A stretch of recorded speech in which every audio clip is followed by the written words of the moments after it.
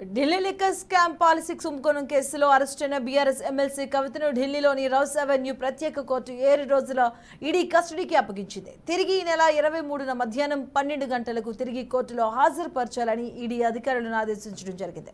ఇక ప్రతిరోజు కుటుంబ సభ్యులు కవితను కలిసేందుకు కోర్టుకు అనుమతించినట్లుగా సమాచారం. అలాగే ఈ నేపథ్యంలో మాజీ మంత్రులు కేటీఆర్, హరీష్ రావు, ప్రశాంత్ రెడ్డి, జీవన్ రెడ్డిలు శంషాబాద్ ఎయిర్పోర్ట్ నుంచి ఢిల్లీ బయలుదేరారు.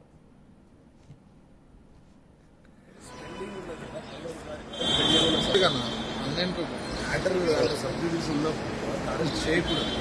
ఇప్పుడు ఒక ఆడ ఆమె ఎమ్మెల్సీ పట్టుకుని 6 గంటల తర్వాత సర్చ్ వారెంట్ అని చెప్పి సర్చ్ వారెంట్ వచ్చిన తర్వాత కూడా ముందేమో సర్చింగ్ అని చెప్పి తర్వాత అరెస్ట్ చేసుకొని తీసుకుంటాం. అన్యాయంగా అక్రమంగా గతంలో అందరికీ తెలిసి దేశంలో అన్ని రాష్ట్రాలు జరుగుతున్న పని.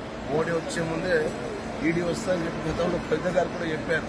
ముందు మోడీ గారు రాకముందు ఈడీ వచ్చి అదే రోజు మోడీ గారు ఉన్న సందర్భంలో అన్యాయంగా అక్రమంగా ఒక ఆడపిల్లని ఈ పిఎంఎల్ యాక్ట్లో మొదటిసారిగా దేశంలో ఒక స్త్రీని అరెస్ట్ చేయడం ఇది ప్రథమం. ఇది అన్యాయం, అక్రమం. దీన్ని ఖండిస్తా ఉన్నాం. సార్ మొన్ననే అరెస్ట్ చేయడానికి కారణం ఏముండదు? అరెస్ట్ చేయడానికి ఈరోజు నోటిఫికేషన్ వస్తుంది కదా, దాని తర్వాత ప్రజల్లో వేరే వ్యతిరేకత వస్తుంది కాబట్టి ఆ విధంగా అని చెప్పి కంపల్సరీ కామన్ కదా. దేశవ్యాప్తంగా 27 రాష్ట్రాలు ఇప్పటికి 23,000 పైసలు కేసులు ఉన్నాయి. వాళ్ళ పార్టీ